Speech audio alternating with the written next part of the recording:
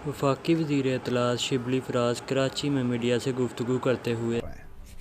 दूसरी बात यह है कि ज़ाहिर है कि ये तो कराची के अवाम की सहूलत के लिए सब कुछ किया जा रहा है, और कराची के अवाम ने पाकिस्तान तहरीक इंसाफ को, इमरान ख़ान को एक बड़ी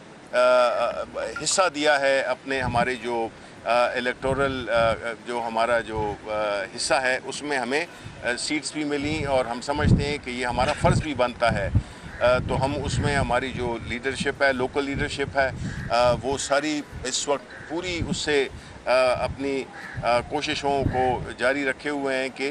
जो कराची के जो मेन बड़े बड़े जो मसाइल हैं उनको हल करने के लिए हम अपनी पूरी तरह से हर वो अपॉर्चुनिटी को एक्सप्लोर करें जिससे कि कराची के अवाम को सहूलत हो, इस शहर की जो खुशहाली है उससे मज़ीद इजाफ़ा हो, और यहाँ के जो लोग हैं वो एक सुकून की ज़िंदगी गुजार सकें। अच्छा शिबली साहब, आपने कहा कि वज़ीर आज़म के नज़दीक सिंध के दीगर अजला भी कराची की तरह अहम है, लेकिन क्या वजह है कि इतनी बड़ी बारिशें हुई, तबाही आई, वज़ीर आला ने ख़त लिखा, नुकसानात की तफसीलात बताई, वज़ीर आज़म साहब ने एक दौरा तक करना गवारा न किया। एक तो ये बात है, और दूसरी बात आप कह रहे हैं कि दीगर अजला भी बराबर हैं, तो किस ज़िले के लिए कोई मेगा प्रोजेक्ट आपने अनाउंस किया है सिवाय कराची के? देखें, पहली बात तो ये है कि जब भी कराची या दीगर सिंध के अजला की बात होती है, चाहे वो सैलाब की सूरत में जो भी मसाइल दरपेश आए, हमारी हुकूमत इस वक्त भी कोऑर्डिनेट कर रही है अंदरून सिंध, जहाँ पे हमारे जो एलाइज़ हैं, हमारे जो कोलिशन पार्टनर हैं, उनके साथ मिलके हम ऐसे कोई पैकेजेस बना रहे हैं जिससे कि जो सिंध के दीगर अजला हैं उनको भी वही हिस्सा मिल सके जो जिनका उनका हक मिलता है, और ख़ास तौर पे जो नुकसानात हुए हैं। ये बताइए जनाब, मेरा सवाल है कि इदारों और पाकिस्तान के खिलाफ अवाम कुछ भी नहीं सुनते, गम और गुस्सा है, तो हुकूमत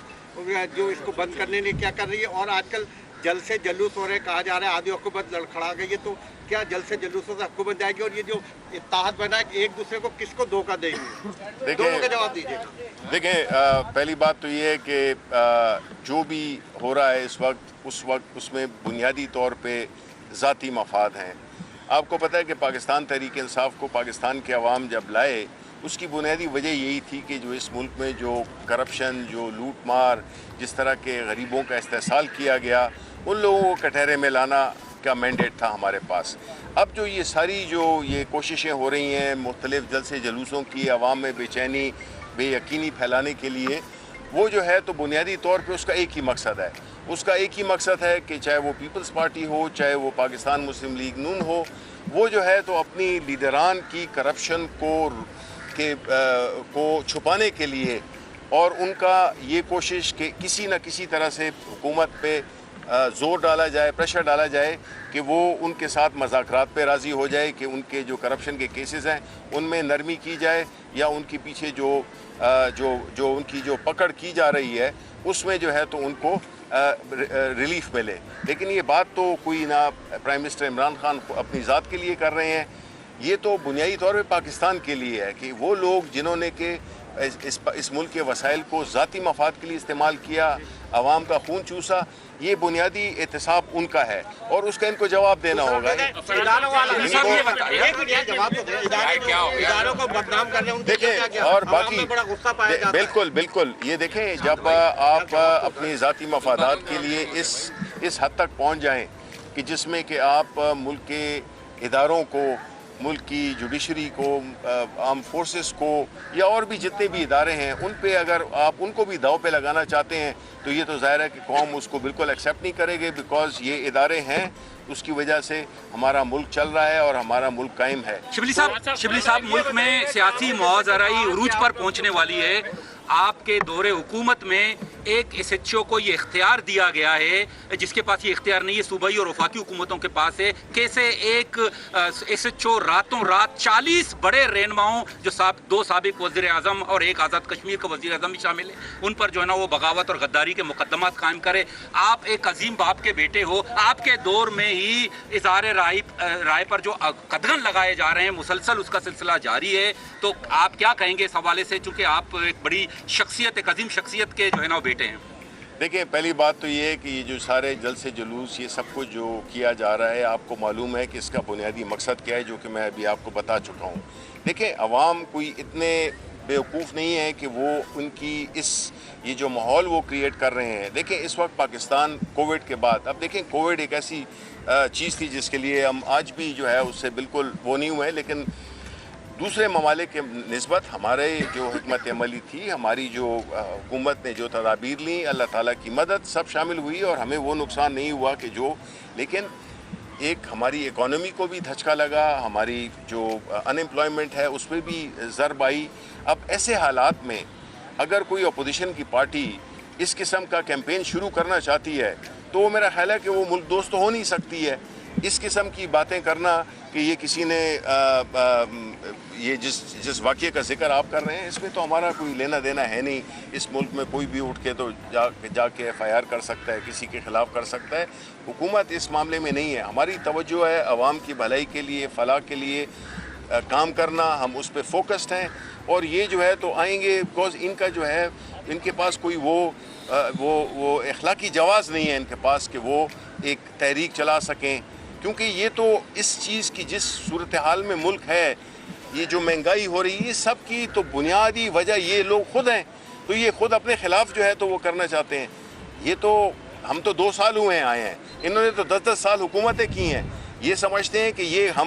یہ اداروں کو جو تباہ کیا ہم نے کیا، 2 سال میں ہم نے کیا۔ یہ جو مہنگائی کے اور جو قرضوں کے اور جو اور مشکلات جو پورے جو اداروں کو مفلوج کر دی گیا صرف ذاتی مفاد حاصل کرنے کے لیے کہ ان کی جو کرپشن ہے اس کے لیے اس کو وہ سہولت کار بنے ہوئے ادارے جو کہ ہیں ہی اسی لیے کہ وہ ان چیز کو روکیں۔ سینیٹر صاحب یہ فرمائیے گا، سینیٹر فیصل جاوید نے کہا ہے کہ اپوزیشن کے لیے کنٹینرز ہم نے منگوا لیے ہیں، آپ کے پاس کیا اطلاعات ہیں، کتنے کنٹینرز منگوائے گئے ہیں اپوزیشن کے لیے؟ یہ جی آپ فیصل جاوید سے حکومت کا کہنا ہے کہ غیر قانونی غیر آئینی طور پر جزائر پہ قبضہ کیا گیا ہے۔ دیکھیں آرٹیکل 72 کی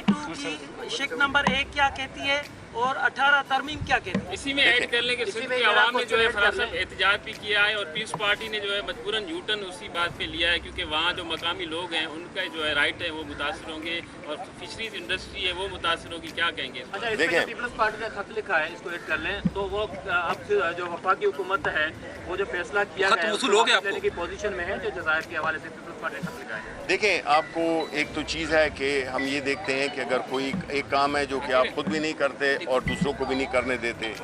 اس کے ایک ٹیکنیکل جو ایشوز ہیں وہ آپ علی زیدی صاحب نے بڑے مفصل طریقے سے اس کا جواب دے دیا ہے۔ دوسری بات آپ نے کہا کہ وہاں پہ جو فش ہے اور جو وہاں کی لوکل وہ ہے ایکالوجی ہے وہ افیکٹ ہوگی، اس کو تو آپ نے پورا سیوریج کا وہ بنا دی ہے۔ ہماری تو کوشش یہی ہے کہ اس میں اکنامک ایکٹیویٹی کریٹ ہو، کس کی انڈسٹریز، یہاں کراچی کی سندھ کی انڈسٹریز کو فائدہ پہنچے گا، یہاں کا روزگار پیدا ہوگا۔ ہم ایک ڈیولپمنٹ کر رہے ہیں، ہم فورن انویسٹمنٹ لا رہے ہیں آپ کے علاقے میں، آپ کی جہاں پہ حکومت ہے آپ وہاں پہ ہم ایک ایسا پروجیکٹ شروع کرنا چاہ رہے ہیں جس میں کہ ظاہر ہے کہ جو بھی لوگ اس سے متاثر ہوں گے، ہمیشہ کوئی نہ کوئی تو متاثر ہوتا ہے، ان کو پراپر کمپنسیشن دی جائے گی، ان کو وہاں کا حصے دار بنایا جائے گا۔ یہ تو ہم ایک کام ہے جو کہ ڈیولپمنٹ کا کام کر رہے ہیں اور اس کو یہ سیاست کی نظر ہمیشہ کرتے ہیں، یہ تو ان کا ایک ہمیشہ روایت ہے۔ دیکھیں کوئی آئینی حکومت کوئی غیر آئینی کام کر ہی نہیں سکتی ہے۔ آپ یہ سوچیں کہ اس علاقے کی بہتری کے لیے ہو رہا ہے، آپ نہیں چاہتے کہ آپ کے علاقے میں روزگار کے مواقع پیدا ہوں، آپ کے جو انڈسٹریز ہیں وہ چلیں، وہ بھی روزگار کے مواقع پیدا کریں، ایک وہ اپرچونٹی ملے لوگوں کو، انویسٹمنٹ آئے، لوگ آئیں، تو آپ چاہتے ہیں تو پھر تو ہمیں کراچی میں آرڈیننس کیوں لائے جاتے ہیں سر؟ پارلیمنٹ کی موجودگی میں آرڈیننس کیوں لائے جاتے ہیں؟ دیکھیں آپ اگر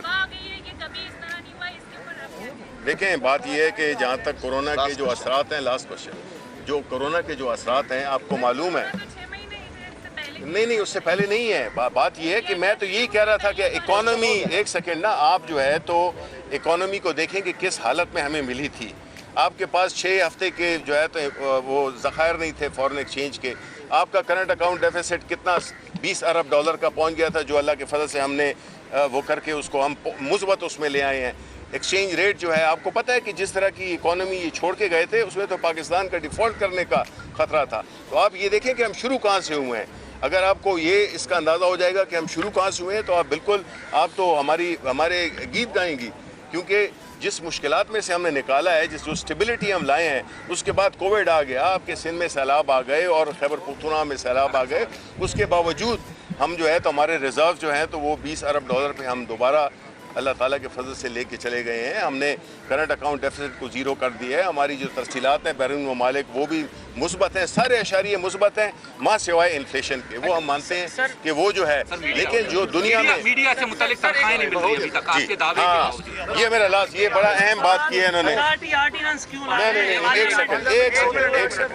ایک سیکنڈ میں یہ جو انہوں نے ان بھائی نے سوال کیا وہ سب سے اہم ہے، جو کہ دیکھیں ہماری حکومت نے آتے ہی جب مجھے یہ ذمہ داری دی گئی اس وقت سے لے کر ہم 1 ارب سے 1.5 ارب روپے کے پیسے دے چکے ہیں. جتنے بھی میڈیا کے ہمارے واجبات تھے، یہ بڑی بدقسمتی ہے کہ وہ تنخواہیں کچھ ایسے چینلز ہیں، کچھ ایسے اخبارات ہیں جو اپنے ان کو نہیں کر رہے، اور ابھی ہم میکنزم بنا رہے ہیں جس میں کہ ہم پہلے یہ یقینی بنائیں گے کہ جو تنخواہیں، جو امپلائیز کی تنخواہیں ہیں وہ ان کی گارنٹی ہو کہ جن کو جو بھی پیسے مل رہے ہیں، جن چینلز کو، جس میڈیا ہاؤسز کو، جن نیوز پیپرز کو، تو وہ اپنی تنخواہوں کا وہ جو ہے تو ڈائریکٹ جو ہے نا ان کو ہم یہ تنخواہیں دیا کریں گے. تو اس کا یہ ایشو ہمارے لیے بہت قریب ہے، بکاز ہم سمجھتے ہیں. بہت شکریہ. 3 بجے پھر پریس کلب میں وفاقی وزیر اطلاعات شبلی فراز کراچی میں میڈیا سے گفتگو کر رہے تھے. ان کا کہنا تھا جنہوں نے ملک کو لوٹا ان کا احتجاج کیا جا رہا ہے، عوام بیوقوف نہیں.